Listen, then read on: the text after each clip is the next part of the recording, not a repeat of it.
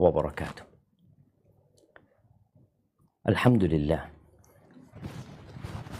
alladzi bi ni'matihi tatimmu shalihat. Afwan Ustaz, suaranya Belum masuk? mati Ustaz. Tidak. Nah, oke. Baik, udah masuk? Sudah Ustaz. Baik. Barakallahu fiik. Alhamdulillah alladzi bi ni'matihi tatimmu shalihat. Segala puji bagi Allah Jalla Jalaluh yang karena nikmatnya kebaikan-kebaikan menjadi sempurna. Yang karena rahmatnya niat-niat baik hamba dapat terlaksana.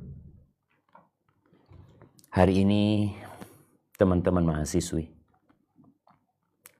berangkat dari kecemburuan terhadap saudari-saudarinya.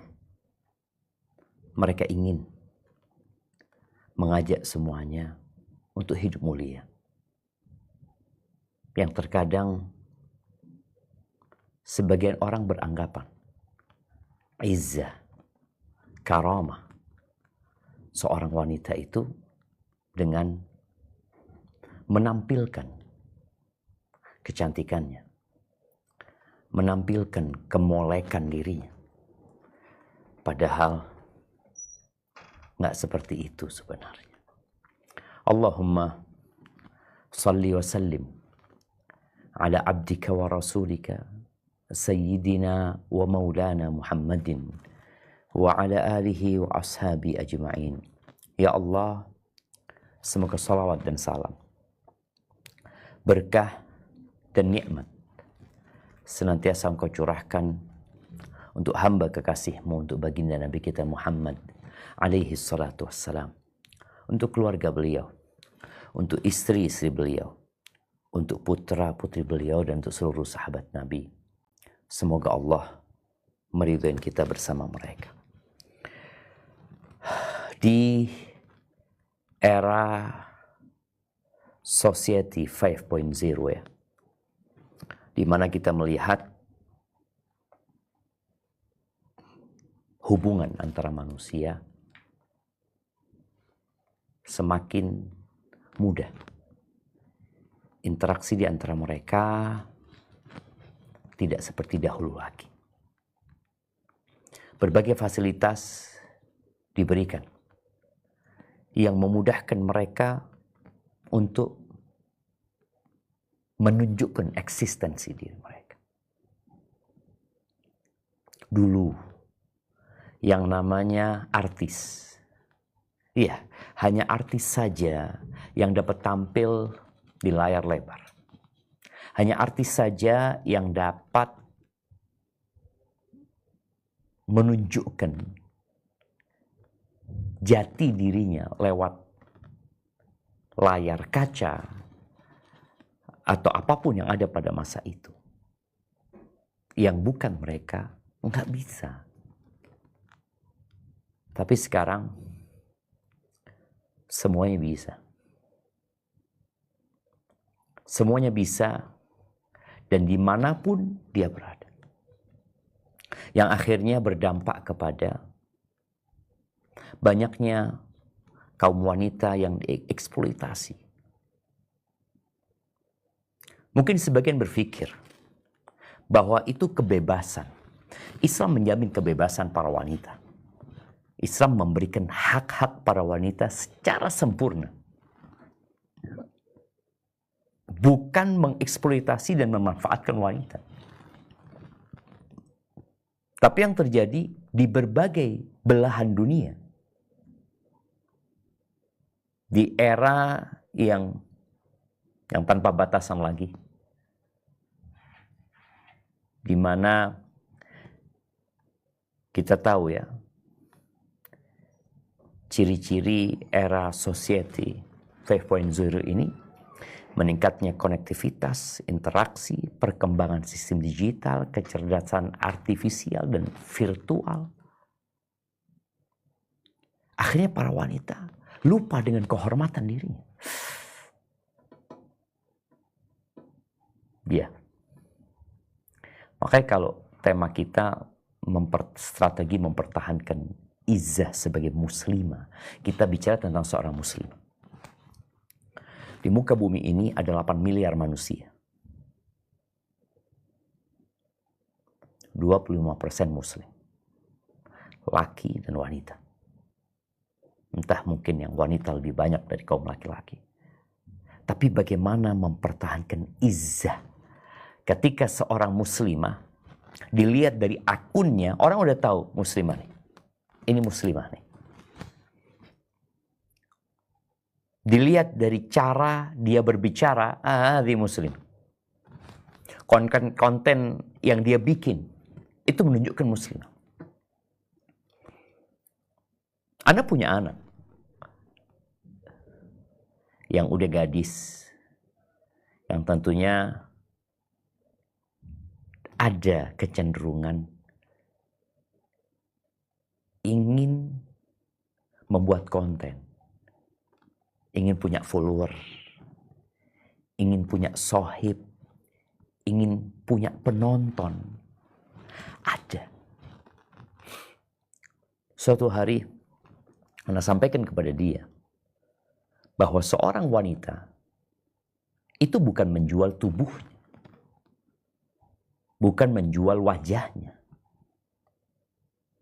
tapi dia lebih kepada menjual keahlian dia. Disinilah wanita akan dihargai. Karena ketika wanita menjual tubuhnya, apa kata orang? Pelacur.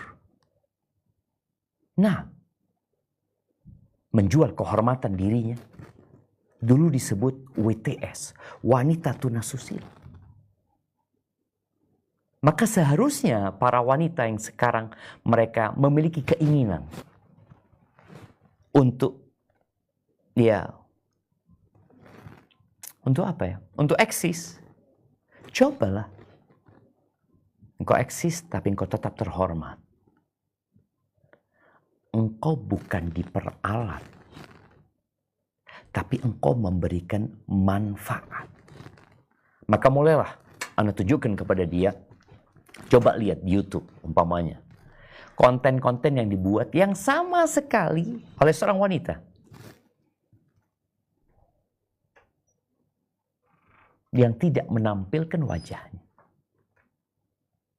Dia hanya menunjukkan keahlian dia untuk memberikan kontribusi kepada umat.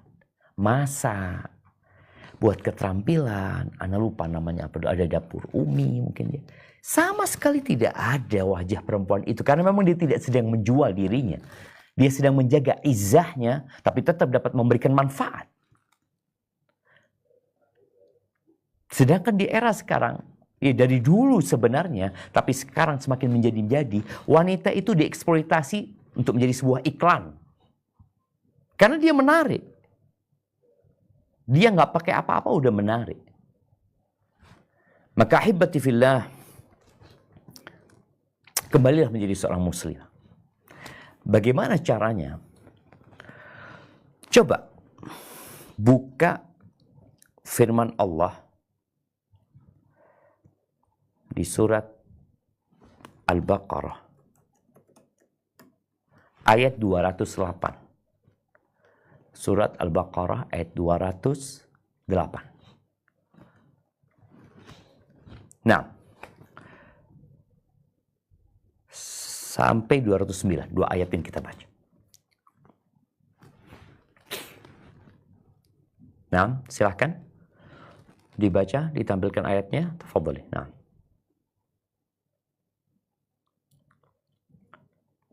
Tafadhali, mungkin moderator yang membacakan. Nah, Ustaz, ayatnya Ustaz. Itu udah tampil di layar 208, 209 ya, Al-Baqarah. Sama artinya. Nah, Ustaz. A'udzu billahi minasyaitonir rajim. Ya ayyuhalladzina amanu dukhulu fis-silmi kaffah wa la tattabi'u khutuwatis syaitan innahu lakum aduwwun mubin. فإن زللتم من بعد ما جاءتكم البينات فاعلموا أن الله عزيز حكيم. Artinya, Hai orang-orang yang beriman, masuklah kamu ke dalam Islam secara keseluruhannya, dan janganlah kamu turut langkah-langkah setan, sesungguhnya setan itu musuhnya yang nyata bagimu. Tetapi jika kamu menyimpang dari jalan Allah, sesudah datang kepadamu bukti-bukti kebenaran, maka ketahuilah bahwasannya Allah Maha Perkasa lagi Maha Bijaksana. nih, seorang muslim itu seharusnya sudah terjaga. Hidup di era apapun. Era yang sebelumnya, era yang sebelumnya, era yang sesudahnya. Kita nggak tahu gimana nanti anak-anak kita. Gimana nanti cucu-cucu kita. Yang jelas, ada satu pesan dari Nabi alaihi salatu wassalam. Beliau mengatakan, "Ma min zamanin illa walladhi ba'dahu syarrun min." Tidak ada satu masa kecuali yang sesudahnya lebih buruk daripada yang sebelumnya. Nggak ada.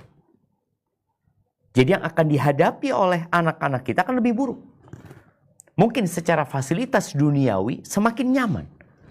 Tapi tantangannya semakin besar. Makanya sejak zaman dahulu, di ayat yang baru saja kita baca, Allah mengatakan kepada yang beriman ini, udkhulu fis-silmi kafah, masuklah ke dalam Islam secara utuh kalian itu. Jadilah muslimah dari ujung rambut sampai ujung kaki. Bukan hanya muslimah ketika sholat. Kita lihat ya, bagaimana kondisi muslimah ketika sholat, ya dia ketika sholat dia pakai baju sholat gitu loh. Selesai sholat ya udah enggak. Dia pikir baju itu baju sholat. Baju yang menutup auratnya dalam pandangan sebagian muslimah itu baju untuk sholat. Padahal itu baju muslimah. Busana muslimah. Itu kalau dari sisi pakaian umpamanya. Tapi dari sisi semuanya, dari sisi akidah, akhlak, muamalat, semuanya harus Islami. Lalu kata Allah, "Wala tattabi'u khutuwatis syaitan." Engkau jangan ngikutin langkah-langkah syaitan. Jadi syaitan itu berusaha untuk menyesatkan manusia, enggak borongan, enggak, partai dia. Satu-satu. Kalau sebuah bangunan, setan itu menghancurkannya, diambil satu bata. Dijatuhkan satu bata. Masih kelihatan bangunannya, masih kelihatan muslimnya. Bata yang kedua, bata yang ketiga, bata yang keempat. Ya. Kita lihat bagaimana izzah, karomah seorang wanita. Itu perlahan-lahan, ya, jadi hilang. Awalnya dia mungkin menampilkan dirinya, fotonya dari belakang, ya.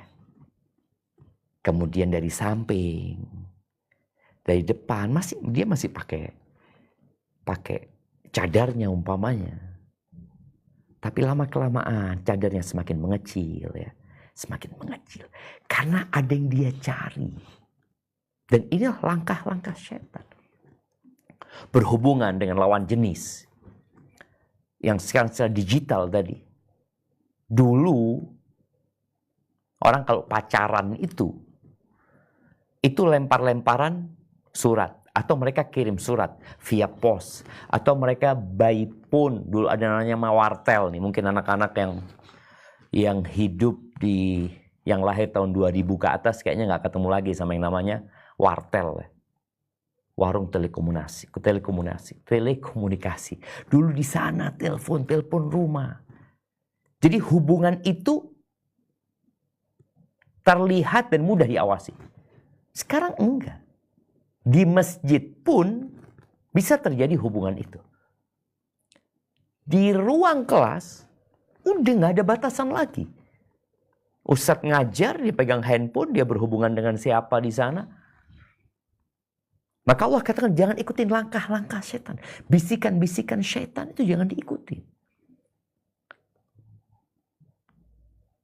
Kenapa? Innahu lakum aduwwum mubin. dia itu musuh yang nyata buat kalian. Tapi kalau kalian tergelincir padahal udah dikasih tahu, ya udah. Cukup informasi buat kalian. Allah itu maha perkasa dan maha bijak. Maka yang pertama, strategi yang pertama dalam menjaga atau mempertahankan izzah seorang muslimah itu adalah dengan memperbaiki akidahnya, tauhidnya, syahadatnya, rukun iman yang pertama itu yang diperbaiki. Dia perlu berhenti sejenak, mematikan handphonenya, meng-off-kan notebooknya, mungkin juga mematikan lampu kamarnya. Lalu dia merenung, bertanya kepada dirinya, aku ada untuk apa sebenarnya? Kenapa aku kok ada di tempat ini?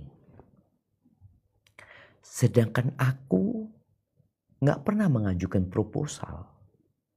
Aku juga gak pernah beli tiket untuk datang ke dunia ini. Aku juga gak pernah booking seat untuk duduk di tempat yang aku duduk sekarang. Kenapa? Banyak di antara mereka yang tergelincir, yang menyimpang, yang terjatuh ke jurang. Karena dia nggak tahu untuk apa dia hidup. Dia pikir hidup itu hanya untuk bersenang-senang belaka. Padahal kita tahu, seorang muslim itu bersyahadat mengatakan asyhadu an la ilaha illallah wa anna muhammadar rasulullah. Aku bersaksi bahwa tiada yang berhak disembah kecuali Allah. Muhammad adalah utusan Allah Azza wa Jalla. Dia tahu dia disuruh sholat, disuruh puasa. Kenapa sebenarnya? Coba kita buka firman Allah di surat Adz-Dzariyat. Nah, surat Adz-Dzariyat ayat 56 sampai 58. Silahkan dibaca. أعوذ بالله من الشيطان الرجيم وما خلقت الجن والإنس إلا ليعبدون ما أريد منهم من رزق وما أريد أن يطعمون إن الله هو الرزاق ذو القوة المتين. Dan aku tidak menciptakan jin dan manusia melainkan supaya mereka menyembahku. Aku tidak menghendaki rezeki sedikit pun dari mereka, dan aku tidak menghendaki supaya mereka memberi aku makan. Sesungguhnya Allah dialah Maha Pemberi rezeki yang mempunyai kekuatan lagi sangat. Allahu Akbar jemaah. Itu. Kita tidak menciptakan diri kita sendiri. Kita juga nggak menciptakan apa-apa. Kita melihat bagaimana manusia berbeda-beda dalam wujudnya. Wajahnya kita ngelihat, kenapa aku kok nggak putih? Kenapa fulana kok putih? Kenapa fulana kok cantik ya? Sedangkan aku enggak. Kenapa fulana kok kaya? Aku enggak. Kenapa fulana yang nggak bekerja, Masya Allah dia dapat suami yang baik, yang memuliakan dirinya. Dan kenapa fulana nggak kayak gitu?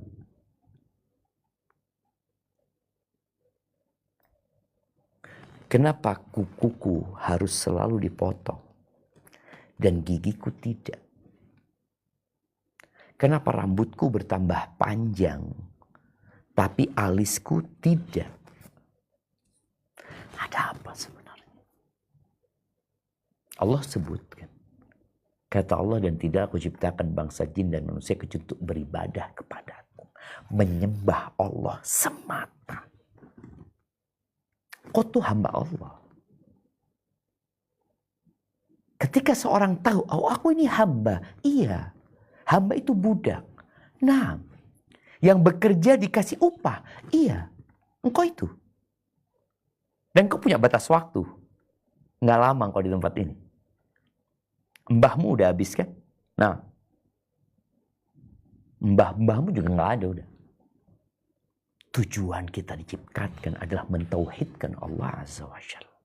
Mengabdi kepada Allah Azza wa Jalla. Ma uridu minhum min rizq. Kata Allah, aku nggak butuh mereka untuk bekerja, mengumpulkan harta, memberi makan kepada aku. Kata Allah, ma urid. Aku nggak mau itu. Kenapa? Innallaha huwar razzaq dzul quwwatil matin. Yang ngasih engkau rizki itu Allah. Jantungmu sekarang berdetak. Telingamu mendengarkan.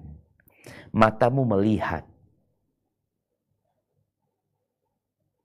Itu siapa yang kasih? Manusia nggak punya kuasa atas dirinya sendiri. Itu milik Allah Azza wa Jalla. Maka inilah yang perlu ditanamkan. Kalau bicara mempertahankan izzah. Dimanapun kau berada, di era apapun. Apalagi di era yang sarana hiburan begitu banyaknya. Dimana dulu orang kalau mau main game, itu harus duduk di depan TV mungkin, dia punya kaset, atau dulu harus berangkat ke sebuah tempat. Sekarang, 24 jam. Tanpa biaya yang besar. Kau bisa melakukan itu. Sehingga banyak orang lalai. Lupa kenapa dia diciptakan. Berapa banyak wanita yang akhirnya diperkosa. Dijual. Karena dia lupa kenapa aku diciptakan. Maka perbaiki tauhidnya. Perbaiki keimananmu. Nah, yang kedua, ya belajar ilmu agama. Belajar. Jadi jangan berpikir ilmu agama itu, oh untuk laki-laki saja. Perempuan itu ibu rumah tangga. Sehingga nggak perlu belajar ilmu agama. Subhanallah. Jalan menuju ke surga itu, ya harus dipelajarin oleh siapa? Oleh yang mau masuk surga. Ketika seorang ingin menjadi dokter, dia akan belajar di fakultas kedokteran. Ketika seorang ingin menjadi insinyur, dia belajar teknik sipil. Ketika seorang ingin menjadi pilot, dia sekolah di penerbangan. Ketika seorang ingin masuk surga, sekolahnya di mana? Dimanapun dia berada. Nggak ada alasan sekarang engkau nggak belajar agamamu. Ketika engkau sadar, engkau diciptakan untuk mengabdi kepada Allah. Dan pada akhirnya, Allah mengingatkan ada dua pilihanmu. Yang engkau bebas memilih. Surga atau neraka. Sukses atau gagal. Allah nggak butuh dengan diri kita beribadah. Enggak. Maka Allah katakan, faman syaa falyu'min wa man syaa falyakfur. Yang mau beriman silahkan, yang mau kafir silahkan. Karena sejatinya ketika engkau berbuat baik, in ahsantum li anfusikum. Ketika engkau berbuat baik, sejatinya engkau berbuat baik kepada dirimu sendiri, bukan kepada orang lain. Walau apalagi kepada Allah Azza wa Jalla. Kepada diri kita sendiri.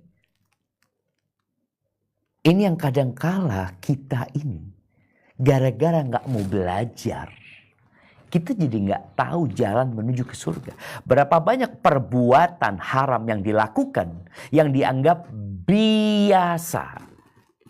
Dulu, waktu anak SD, ada seorang gadis kampung yang menikah dalam kondisi hamil. Ribut satu kampung.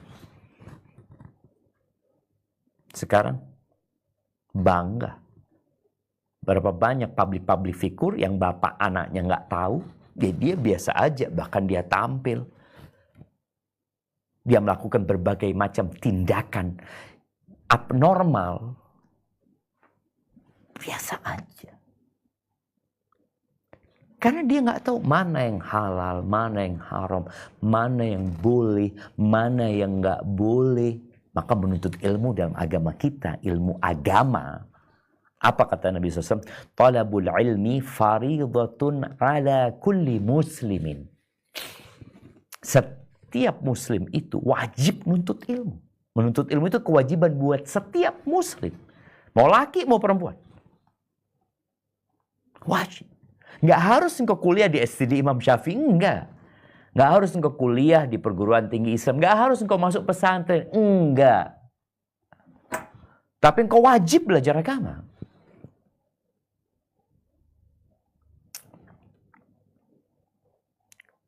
Sebagian muslimah itu ada yang kemudian agnostik. Nggak lagi percaya sama agama, nggak lagi percaya sama Tuhan. Karena dia nggak kenal sama Allah. Dia kecewa. Engkau kenapa kecewa? Kau kan nggak kenal sama Tuhanmu.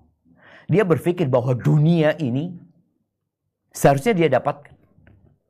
Engkau belajarlah, dunia ini bukan tempat tinggal. Engkau lihat orang-orang yang transit. Orang-orang yang di rest area. Wallah ini orang kaya raya. Dia makan apa adanya. Ya sudahlah, kita nggak lama di sini. Yang penting isi perut terus kita jalan. Ada tempat yang disediakan oleh Tuhanmu. Yang kalau engkau tahu, engkau akan selalu memuji dan memuja Tuhan.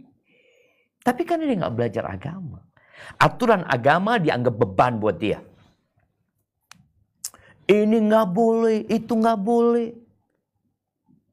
Masa nggak boleh joget-joget? Kita lihat, ya Allah, anak tadi malam. Apa kemarin malam? Malam ini udah jam 8 lewat. Lewat kampung anak.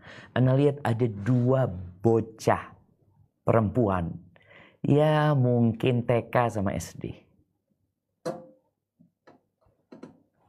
HP ditaruh di pinggir jalan ini ya.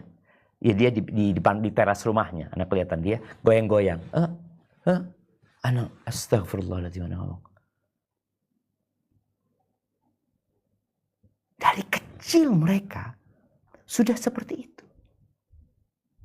Beranggapan enggak apa-apa. Emak bapaknya juga enggak apa-apa melakukan itu. Belajarlah. Sekali lagi Allah enggak butuh dengan ibadah kita. Engkau mau jadi orang kayak apa, sebaik apapun, nggak akan bermanfaat buat Allah. Dan engkau akan jadi orang paling jahat pun, nggak ada gunanya. Atau tidak akan membahayakan Allah Azza wa Jalla. Sampai kata Allah Azza wa Jalla dalam sebuah hadis qudsi. Lau anna awwalakum wa akhirakum wa insakum wa jinnakum kanu ala atqa qalbi rajulin wahidin minkum. Ma zada dhalika fi mulki syai'. Kalau orang yang pertama sampai manusia yang terakhir, entah jumlahnya berapa puluh miliar, berapa ratus miliar, jin yang pertama sampai jin yang terakhir, itu berada di level ketakwaan orang yang paling takwa. Semua orang itu bertakwa, ahli ibadah, bahkan seperti Rasulullah SAW ibadahnya sampai bengkak kakinya mereka beribadah. Apa kata Allah? Ma zada dzalika fi mulki syai'a. Itu tidak akan menambah di kerajaanku sedikit pun. Artinya kalau orang melakukan perintah Tuhan, menjalankan aturan Tuhan, itu tidak manfaat buat Tuhan. Nggak ada. Agama ini turun untuk memberikan manfaat kepadamu. Kalau engkau mau. Dan sebaliknya. Kalau seluruh ciptaan Allah Azza wa Jalla, dari manusia dan bangsa jin yang dari yang pertama sampai yang terakhir, mereka berada di level orang yang paling jahat hatinya. Fir'aun, semua kayak Fir'aun, semua ngaku Tuhan, 8 miliar manusia ngaku Tuhan atau lebih. Kata Allah, mana qasadzalika min mulki syai'a, itu tidak akan mengurangi kerajaanku sedikit pun. Lalu terus kenapa kita disuruh beramal? Kata Allah, innama hiya amalukum uhsiha lakum. Itu amalan buat kalian. Ketika diperintahkan, manfaatnya buat kalian. Ketika dilarang, manfaatnya buat kalian.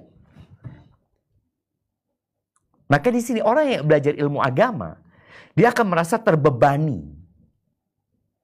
Kok sedikit-sedikit haram? Ya Allah, yang halal banyak. Tidak ada yang diharamkan kecuali berbahaya buat dirimu. Dan tidak ada perintah kecuali manfaat buat dirimu. Maka di sini pentingnya belajar ilmu agama. Nggak harus mondok, nggak. Nih buat para muslim. Nggak harus mondok. Tapi engkau wajib belajar agamamu. Untuk mempertahankan izzahmu sebagai seorang muslimah. Engkau harus masuk Islam secara kafah. Tapi gimana kalau engkau nggak belajar? Yang datang ini pegawai. Apapun. Engkau sekarang punya handphone, jadilah muslimah. Aturannya apa sih? Dengan handphoneku ini. Aku selfie. Kepada siapa boleh aku kirimkan? Diriku dia boleh dilihat oleh siapa? Taib. Itu yang kedua. Yang ketiga. Memilih teman yang baik. Ini jamaah. Kita tuh kadangkala berteman dengan orang yang kita nggak tahu itu siapa. Kita bangga banget ketika banyak followernya. Banyak kawannya. Coba engkau lihat bagaimana dampak kawan kepada dirimu.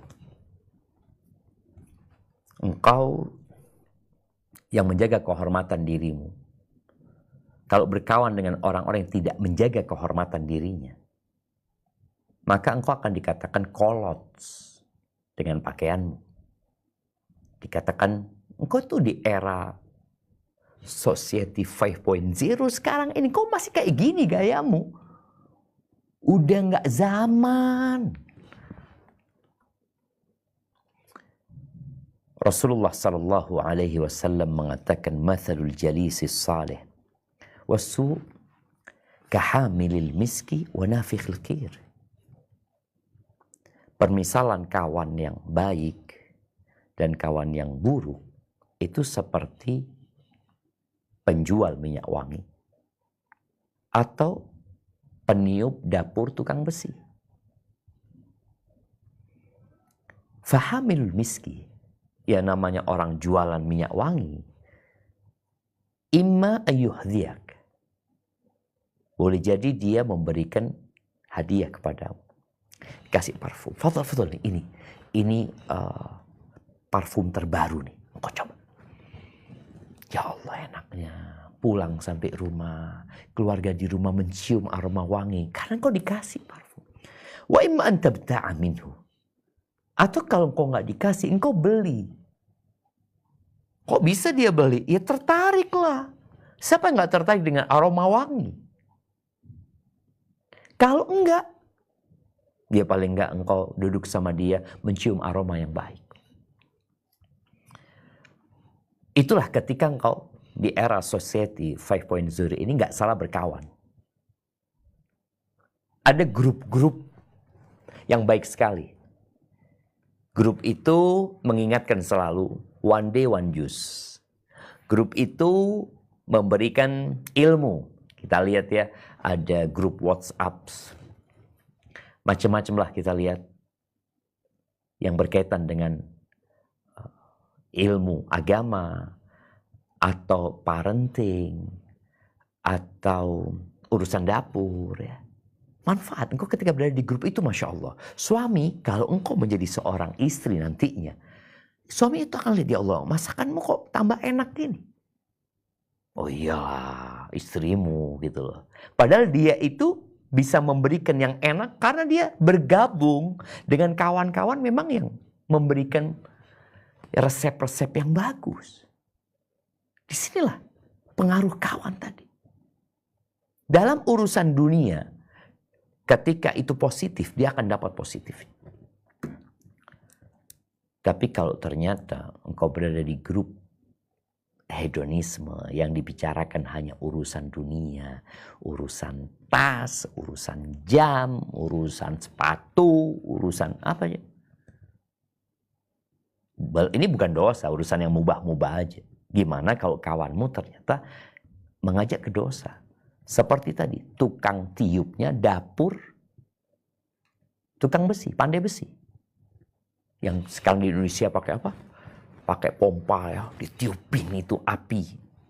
Kemudian api itu menyala. Lalu ada percikan-percikan, ada aroma yang gak enak. Engkau kalau berkawan dengan kawan yang buruk, ada dua kemungkinan. Yang pertama, imma ayyahrik au yuhrik thiyabak. Terbakar bajumu. Atau yang kedua, paling minimnya, engkau akan mencium aroma yang busuk. Maka, memilih teman, jangan dianggap remeh. Mahasiswa yang kuliah, ya mungkin masih berinteraksi secara langsung ya. Dia bisa melihat kawan dia siapa dan bagaimana nanti jadinya. Ini sebuah strategi yang jangan diremehkan. Kadang-kadang iman kita lemah.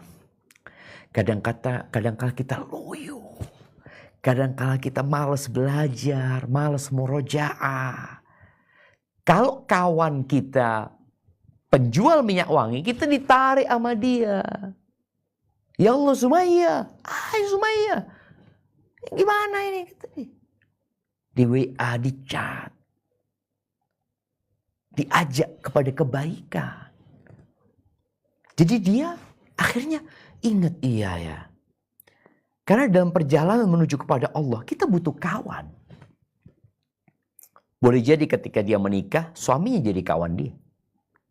Yang mengajak kepada kebaikan. Tapi ketika dia belum menikah, engkau lihat. Kira-kira kawanmu, mana di antara kawanmu yang kau cintai karena Allah. Dan dia mencintaimu karena Allah Azza wa Jalla.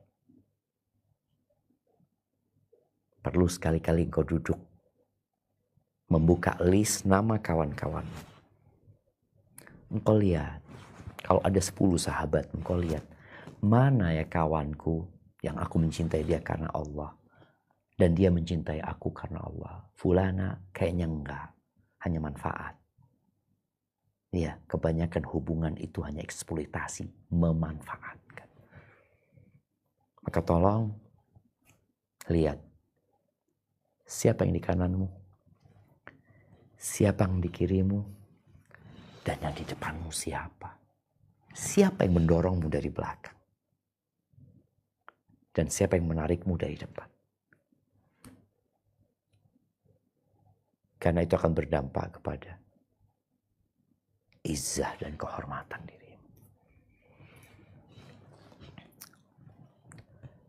Dulu, ya Allah ya. Ketika Anda baru pulang dari Madinah. Kayaknya belum era society 5.0 ya.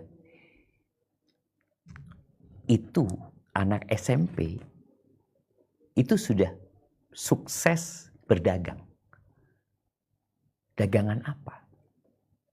Teman-teman SMP-nya yang perempuan dia jual. Dulu masih zamannya BlackBerry ya. Subhanallah. Seperti itu. Pengaruhnya kawan. Karena lihat kawannya ini, Masya Allah hidupnya bagus.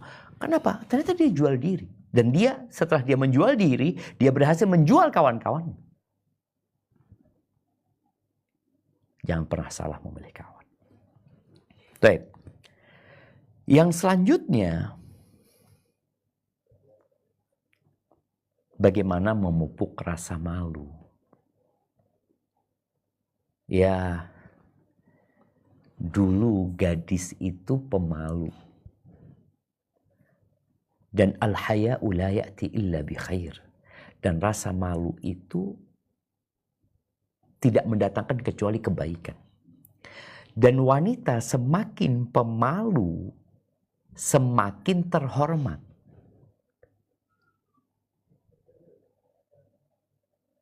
Laki-laki, ketika ada wanita terbuka dengan segala kemewahan, kemolekan dirinya dan melihat wanita yang tertutup, yang malu-malu, dia akan berpikir ini wanita baik. Kalau yang terbuka ini udah dinikmatin orang banyak nih. Di dalam Al-Quran Al-Azim, coba dibuka Qurannya, di cerita Nabi Musa. Nah, di surat Al-Qasas, dicerita Nabi Musa dengan dua putrinya Syuaib. Atau dua putrinya orang soleh di Madian ya. Udah dibuka di surat Al-Qasas ayat 23. Ayat 23 sampai 26. 6 Al-Qasas ayat 23 sampai 26. Tafadhali dibaca.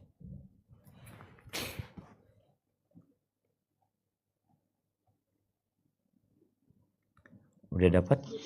Tafadhali. Na'am, Ustaz. أعوذ بالله من الشيطان الرجيم ولما ورد ماء مدين وجد عليه أمة من الناس يسقون ووجد من دونهم امرأتين تذودان.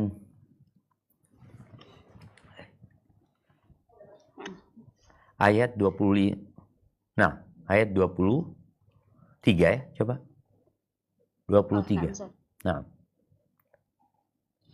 ولما ورد ماء مدين وجد عليه أمة من الناس يسقون ووجد من دونهم امرأتين تذودان قال ما خطبكما قالتا لا نسقي حتى يصدر الرعاء وأبونا شيخ كبير فسقى لهما ثم تولى إلى الظل فقال رب إني لما أنزلت إلي من خير فقير فجاءته إحداهما تمشي على استحياء قالت إن أبي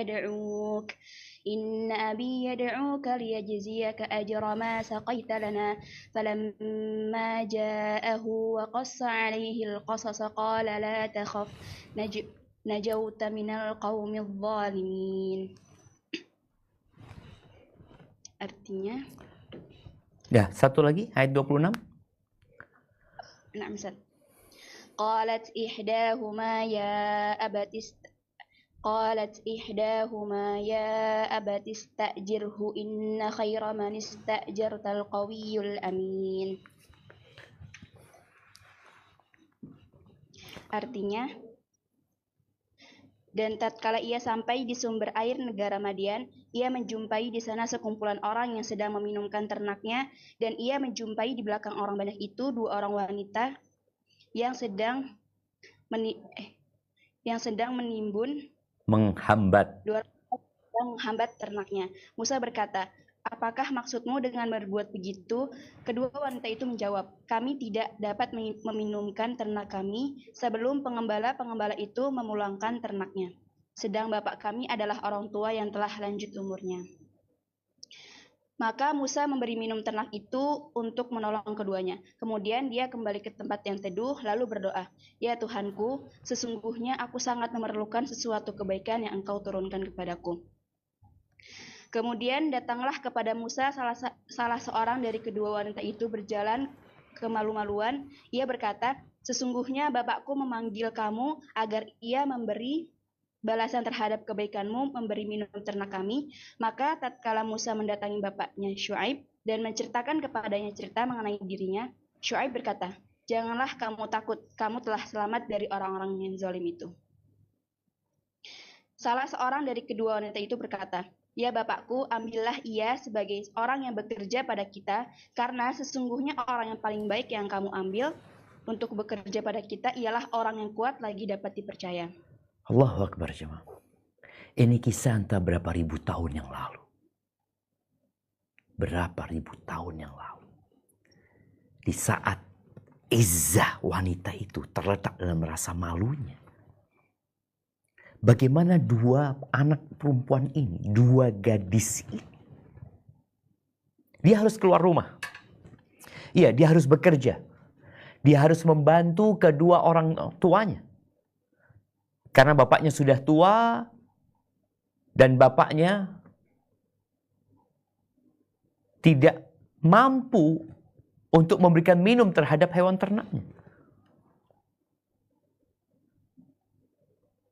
Ditahan, gak mau kumpul sama laki-laki dia. Sedangkan di era society ini orang kumpul sama laki-laki.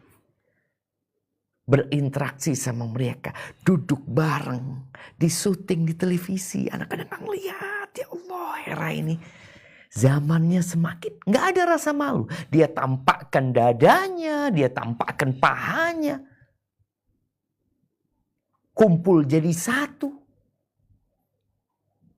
Nih malu dia. Padahal dia keluar karena terpaksa. Tapi dia tetap tahu dengan izzah dirinya. Bukan dengan dia bercampur baur, dia jadi mulia. Enggak. Dan inilah ya. Di era sekarang ini memang ada usaha untuk menframing wanita terbaik itu siapa? Wanita terbaik di dunia ini nomor 1 ya juara Miss Universe. Apa istilahnya? Ratu kecantikan. Ini orang nomor 1. Ini sudah dipilih. Ini sudah dengan kriteria yang begitu ketatnya. Padahal sejak awal udah kelihatan. Ini kalau kita ukurannya muslimah. Udah gak mungkin. Nih orang jadi orang nomor 1. Rasa malunya udah gak ada. Bahkan dia tampakkan di hadapan juri, di hadapan dunia. Dia pakai bikini, dia tampakkan ini itu. Mana? Tapi itulah. Ketika media bersatu untuk menjadikan yang buruk jadi indah, ya udah. Orang kan berpandang, oh ini yang baik, ini yang buruk. Kita berada di sanawat khada'at, di tahun-tahun yang penuh dengan tipu daya. Sebelum kita lanjutkan kisah wanita ini, Ana ingat pernah baca buku tentang 2 konglomerat Amerika kalau nggak salah. Yang satu ini memiliki stable kuda. Yang satu ini punya perusahaan make up. Suatu hari mereka berdua berjalan-jalan ke kebun binatang. Di kebun binatang mereka melihat seekor kera yang di make up. Ya namanya make up kera ya di make up sembarangan gitu loh. Bahkan yang norak-norak make upnya. Ketawa yang punya stable ini. Aduh kata dia. Akhirnya terjadi obrolan. Gimana kalau model tahun depan seperti kera ini?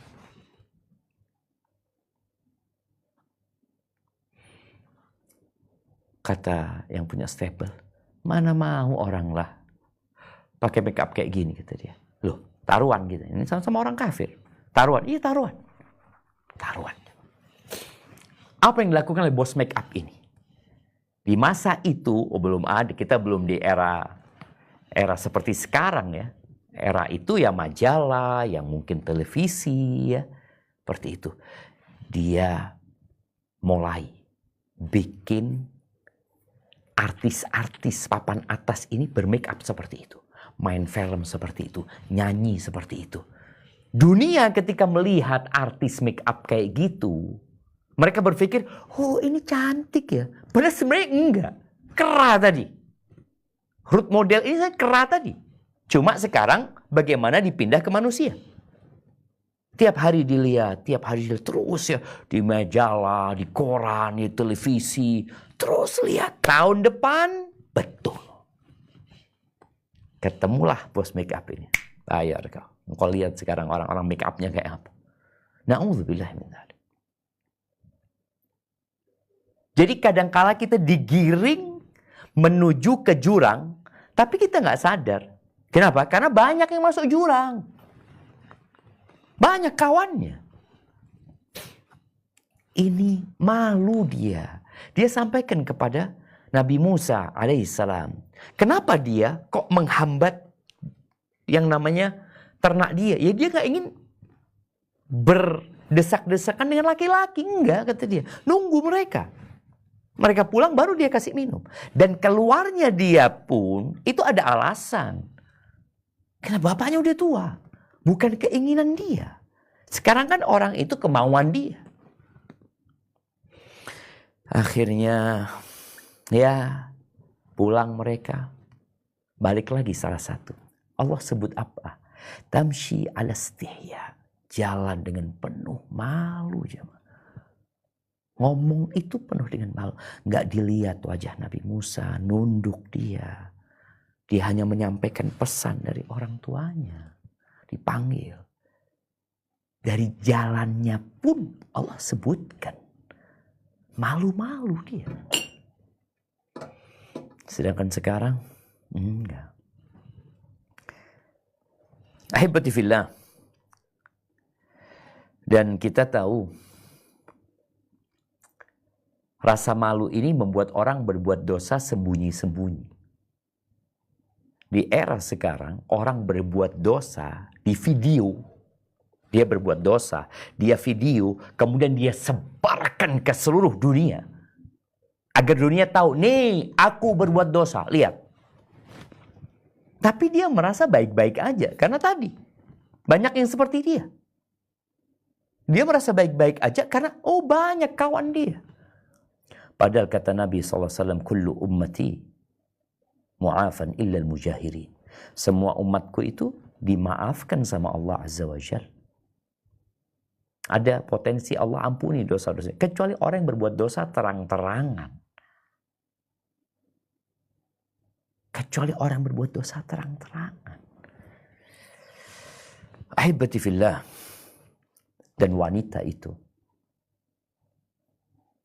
Banyak orang berpikir Islam ini membatasi gerak wanita. Islam itu menempatkan wanita di tempatnya. Engkau itu indah. Para wanita, engkau itu indah walaupun tanpa make up. Karena memang Allah sudah menanamkan di diri para laki-laki itu kecintaan kepada dirimu. Afwan. Waktu Anda sampai jam berapa, Sumayyah?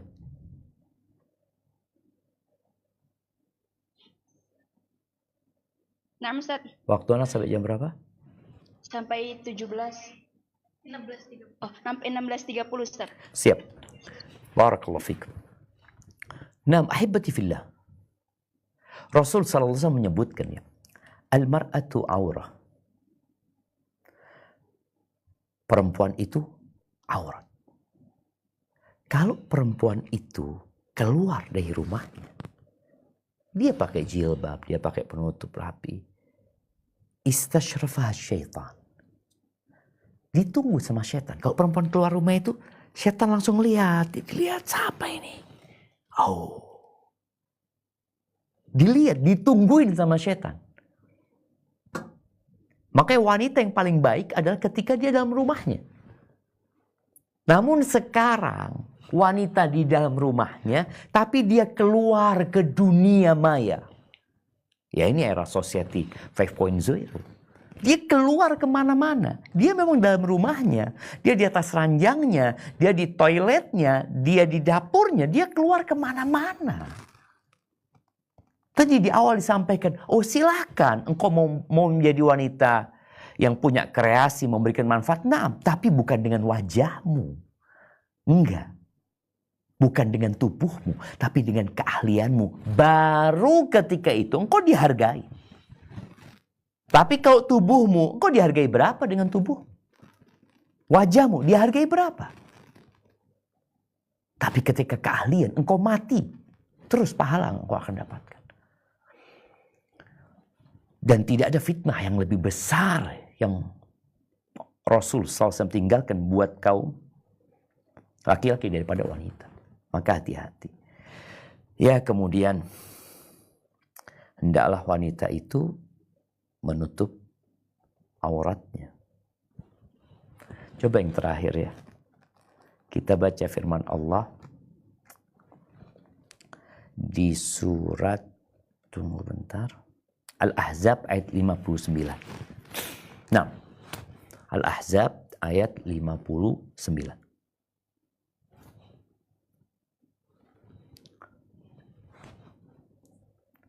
Nah, Ustaz. Nah, tafadhali.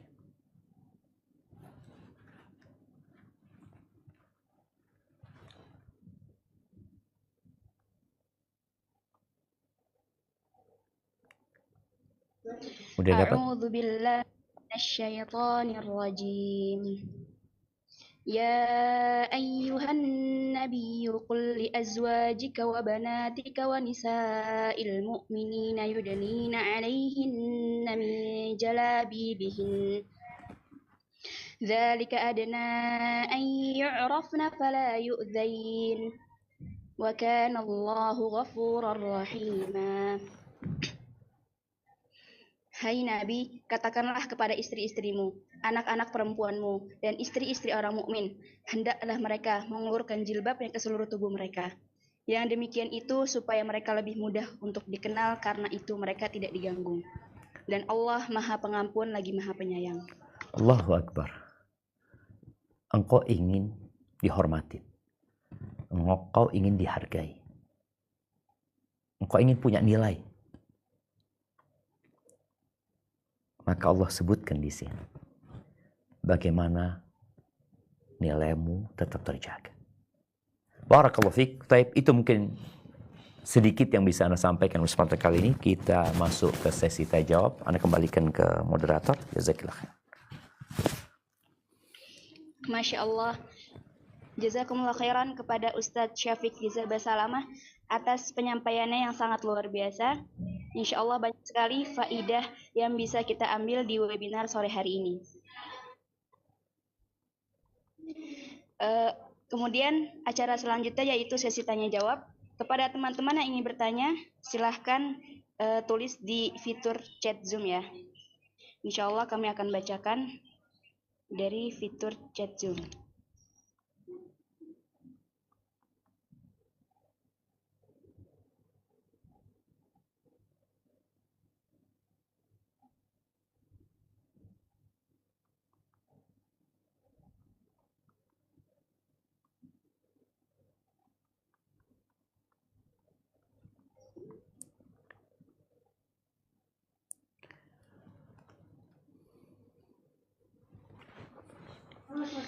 Baik Ustadz, di sini ada yang bertanya.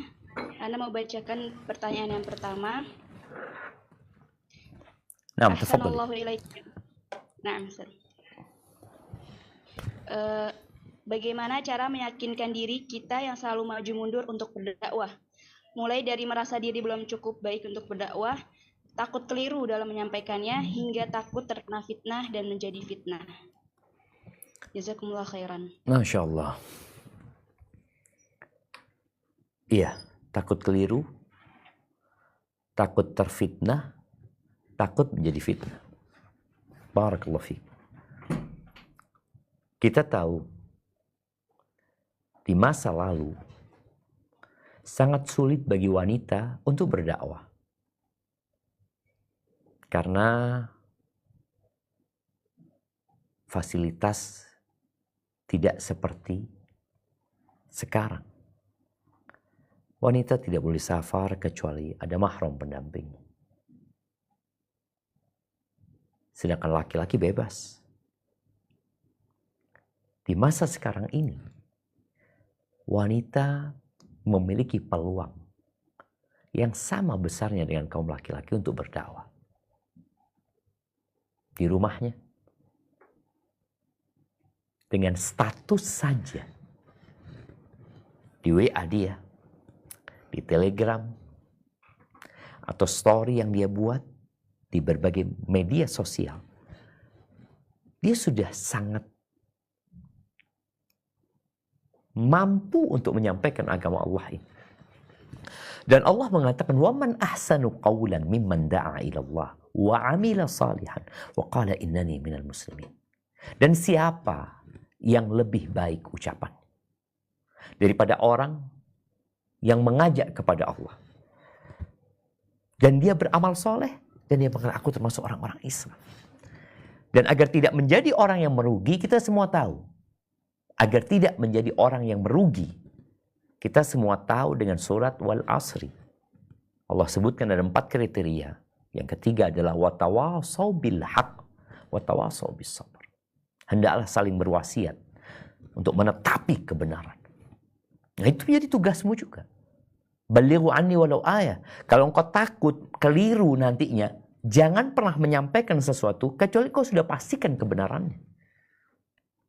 Dulu Ibnu Hajar Al-Haytami ditanya, bagaimana hukumnya seorang naik mimbar menyampaikan agama Allah? Sekarang mimbarnya ada di tangan masing-masing. Sedangkan dia nggak tahu hadis dhaif sama hadis sahih. Dia nggak tahu. Dia nggak punya ilmu hadis. Apa hukumnya? Kata beliau, kalau orang ini mengambil dari sumber yang terpercaya, maka nggak apa-apa. Dia memang nggak tahu sahih sama dhaif, tapi dia tahu dia ngambil dari Sahih Bukhari, dia ngambil dari Sahih Muslim. Dia tahu dia ngambil dari Riyadhus Shalihin yang mungkin pengarangnya sudah mensyaratkan dia tidak akan mendatangkan hadis-hadis yang palsu. Maka aman buat dia. Tapi kalau dia sembarangan, asal dia dapat informasi, dia dapat kiriman WA, share dari kawan-kawannya yang nggak jelas itu dari mana, maka nggak boleh. Bahkan kalau dia naik mimbar harus diturunkan dari mimbar. Jadi ada standarisasi yang harus dimiliki. Baik. Yang engkau ketahui sampaikan. Dan ada banyak hal yang engkau tahu. Dan banyak hal yang orang nggak tahu. Tapi engkau nggak mau menyampaikan. Satu ayat sampaikan. Ada satu orang yang hafal hadis satu. Hadis kalimatani khafifatani ala lisan. Thaqilatani fil mizan. Habibatani ila rahman. Subhanallah wa bihamdi subhanallah. Itu yang dia sampaikan di mana-mana. Kalau engkau seorang penuntut ilmu, berarti engkau punya banyak ayat. Tapi was-was yang dari syaitan itu membuatmu akhirnya maju mundur. Maka jangan menyampaikan kecuali engkau sudah pasti. Aku dapat dari ustadz nyampaikan itu. Sudah. Yang kedua, ya, engkau takut menjadi fitnah atau engkau takut terfitnah. Iya, ada fitnah. Hidup ini fitnah. Engkau di rumahmu, engkau di fitnah. Fitnah bagi seorang yang menyampaikan itu adalah riya, ujub, sahih. Terus apakah kemudian ketika seorang takut riya dan ujub dia berhenti menyampaikan? Enggak. Dia tetap sampaikan. Dia perbaiki hatinya. Dia berdoa mengatakan kepada Allah, Allahumma inni a'udzubika an usyrika bika wa ana a'lamu wa astaghfiruka lima la a'lamu. Minta sama Allah, ya Allah, aku berlindung kepadamu dari melakukan kesyirikan yang aku ketahui dan dari melakukan kesyirikan yang aku nggak sadari. Minta ampun. Kalau takut dia menjadi fitnah, disinilah bagaimana ketika dia menyampaikan, boleh jadi dia punya forum khusus buat akhwat. Boleh jadi kalau dia up itu di media sosial, bagaimana dia dengan suara yang tegas, yang tidak mendayu-dayu, atau dengan tulisan yang bisa dia lakukan itu. Tanpa harus berbicara, tanpa harus tampil. Sekali lagi, dia bukan sedang menjual wajahnya. Enggak. Tapi dia menyampaikan ilmunya. Hadza wallahu a'lam bissawab. Nah. Masya Allah. Baik Ustadz, kita lanjut ke pertanyaan yang kedua. Bismillah. Ahsanallahu ilaikum ya Ustadz. Afwan Ustadz izin bertanya. Anak saat ini berada di kampus umum yang bercampur baur laki dan perempuan. Qadarullah anak ikut beberapa kepanitiaan yang mengharuskan berinteraksi dengan lawan jenis. Bagaimana Ustadz untuk tetap menjaga malu, menjaga hati dan menjaga diri saya Ustadz di keadaan saat ini? Ahibati fillah. Seorang muslim itu diperintahkan untuk merubah kemungkaran dengan tangannya. Kalau tidak mampu maka dengan lisannya. Kalau tidak mampu maka dengan hatinya. Ketika dia berada di tempat yang sulit. Tadi cerita dua putrinya Syuaib. Dia tidak mau berdesak-desakan. Maka yang harus dilakukan adalah menjaga jarak. Menjaga jarak. Jaga jarak. Komunikasi lakukan sebatas keperluan. Jangan pernah berkholwat berduaan. Kadangkala ada yang sok akrab, ada yang gurau-gurau, maka hindari. Kalau engkau mau jaga kehormatan dirimu. Ketika engkau bisa tidak ikut dalam acara tersebut, ya tinggalkan. Bikin acara sendiri. Karena sejatinya hidup ini pilihan. Ada banyak kegiatan-kegiatan di kampus yang bagaimana memberdayakan atau meningkatkan pemberdayaan kaum wanita. Ya udah kegiatan itu biar buat wanita-wanita aja. Karena ahibati fillah, subhanallah ya. Bicara pendidikan. Apa sih tujuan pendidikan itu sebenarnya? Di beberapa sekolah non-muslim, mereka sampai hari ini, laki dan perempuan dipisahkan. Sampai hari ini. Karena mereka tahu tujuannya ini bagaimana anak-anak ini dapat ilmu. Bagaimana mereka mendapatkan keahlian, keterampilan. Bukan bagaimana mereka bercampur baur laki sama perempuan. Nanti ketika waktunya, mereka akan menikah. Di sini seharusnya yang laki-laki dikasih ilmu bagaimana menjadi seorang suami, yang perempuan dikasih ilmu bagaimana menjadi seorang istri. Tapi yang terjadi enggak. Di berbagai tempat pendidikan, yang laki-laki bagaimana dikasih ilmu bereproduksi aman dari penyakit, dari AIDS, yang perempuan juga bagaimana dia tidak sampai hamil. Bukan dipersiapkan menjadi suami istri, tapi kadang-kadang di berbagai tempat dipersiapkan untuk berzina tapi aman. Na'udzubillah min dzalik.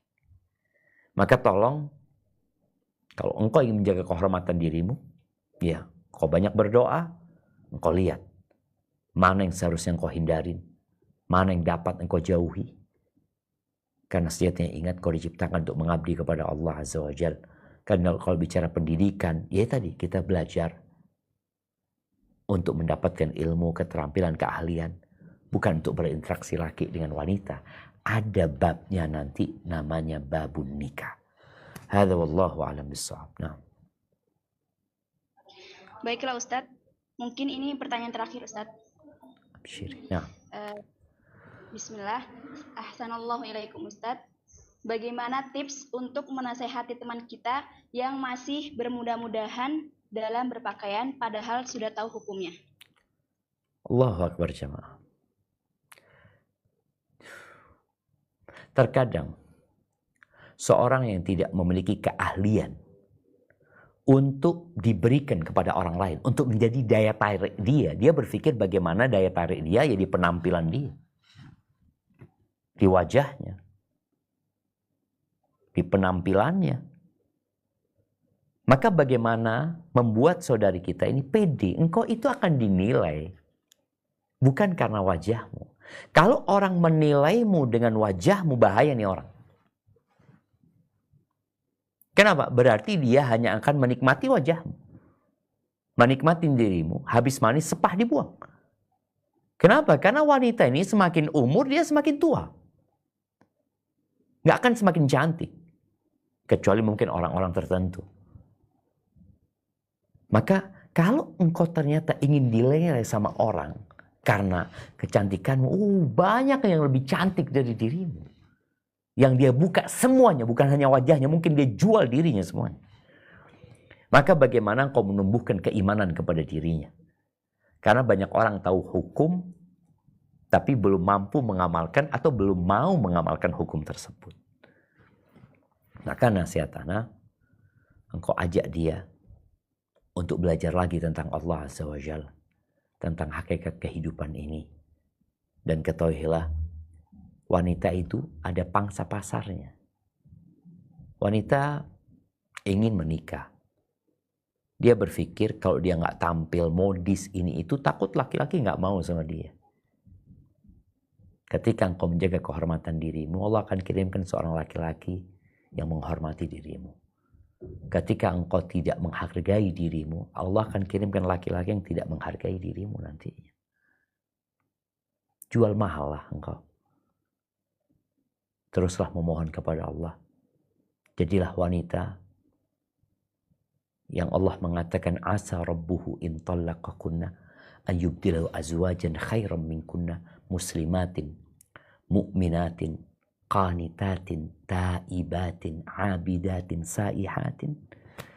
Jadilah wanita-wanita yang punya kriteria. Engkau nilaimu di hadapan Allah Azza wa Jalla. Yang paling mulia di antara kalian adalah yang paling bertakwa, bukan yang paling cantik. Bukan. Tapi ketika orang berpikir yang paling cantik, yang tadi jadi Miss Universe. Enggak, yang paling bertakwa. Semakin engkau terhormat, semakin engkau terangkat derajatmu. Dan ketahuilah, secantik apapun akan jadi bangkai dalam tangan. Dan di sanalah kehidupan yang sebenarnya dimulai.